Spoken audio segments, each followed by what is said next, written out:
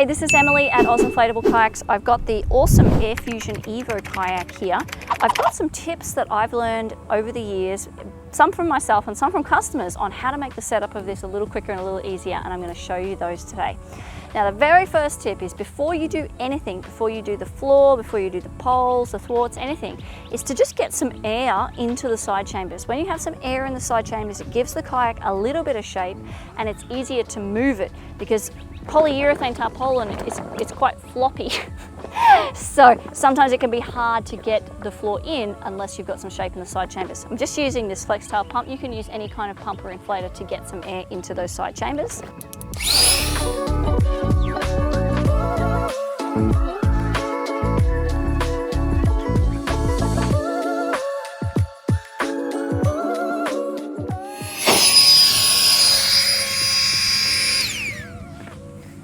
Now, you can see it's not a lot of shape, but see how we've suddenly got a little bit of shape to the kayak, and it's going to be easier to get in there and put things in and clip things together. So significantly easier to get that floor in with a little bit of inflation in those side chambers. Okay, so one of the next steps is to thread this pole through this thwart, and I used to find this excruciatingly difficult because it's kind of a tight little sleeve you're threading through. Couple of tips: put this down, makes it a lot easier. Second tip, and this one took me a while to realize, don't ever take it out. So when you go to pack up your kayak at the end of the day, just pop it in the bag like that. Same with the rear one, and it saves that step when you go to set up. There it is, all done. My next tip is actually to do with when you're finished, and it's to do with the locking pole 3. So pole 1, pole 2, locking pole 3 sits over the top of them and keeps them together.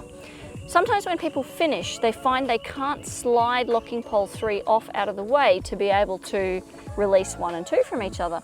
This is actually, and people use sort of oil and all sorts of lubricants. It's not a friction issue so much as an angle issue. If the poles are like this, then nothing is going to slide from one to the other. If they're like this, nothing's going to slide, and you've been sitting on the kayak like this all day. So what we need to do is get the angle just spot on, and then it just slides really easily. So how do we do that? The best way is actually to prop up each end. I'll show you now. And when you've propped them up, you have more room to play with the angle. You can move the pole structure around until you find that sweet spot. I felt it. Until you find that sweet spot where it just slides off nice and easy. And there it is. Now I can release pole 1 and 2. Okay, my next tip is about inflating the thwarts. Now in the manual it says to inflate the thwarts to 1 psi. 1 psi is not a lot of pressure, and these thwarts are not capable of withstanding a lot of pressure. But remember that the side chambers are only partially inflated, and when you go back and fully inflate them, it's up to 8 psi, which is a lot of pressure.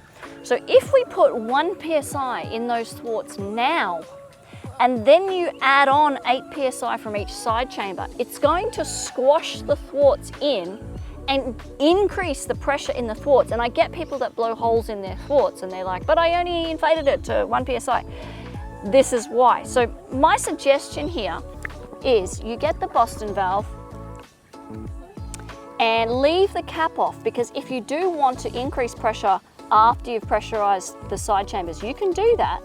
But what we're going to do is just fill them with air and make sure they're still pretty soft, so that we can both adjust them when we've inflated the side chambers fully, and so they don't get overpressurized and damaged.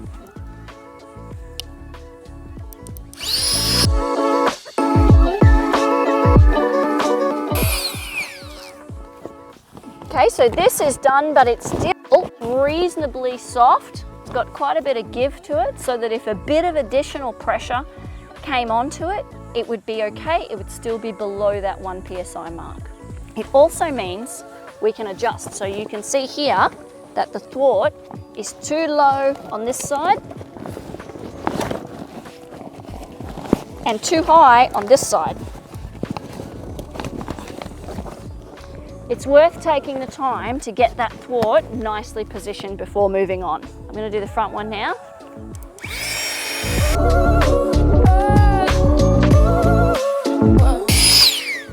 Same thing.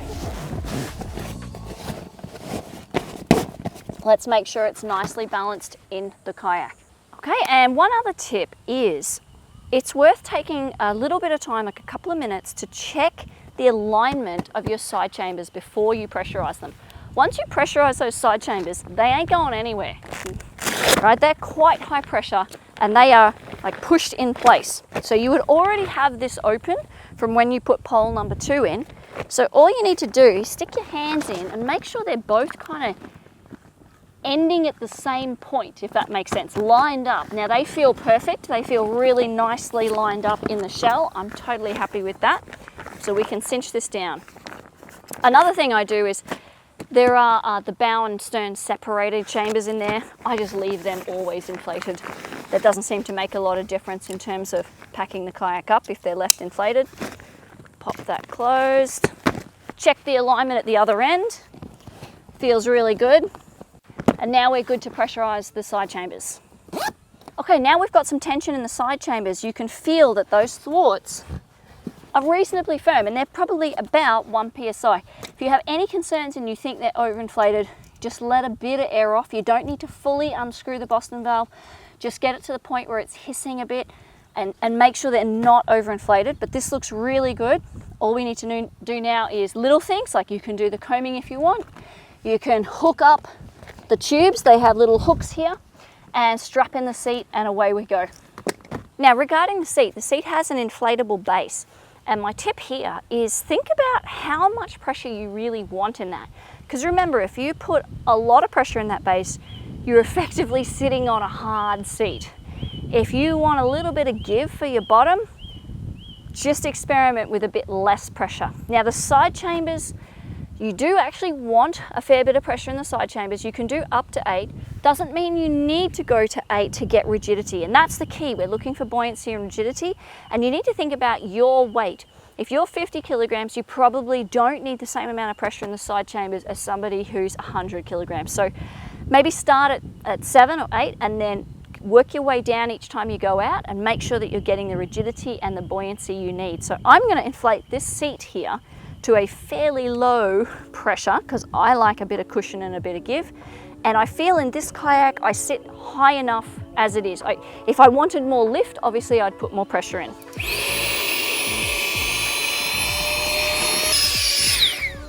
So that's the AirFusion Evo. Pretty simple to set up if you know what you're doing and you pay attention to these tips. It's an amazing kayak. You can see how narrow it is. It's just beautiful to paddle. I'm a huge fan of this kayak. If you've got any tips on simplifying or speeding up the process of the AirFusion Evo, please let us know at Oz Inflatable Kayaks. We'd love to hear about it.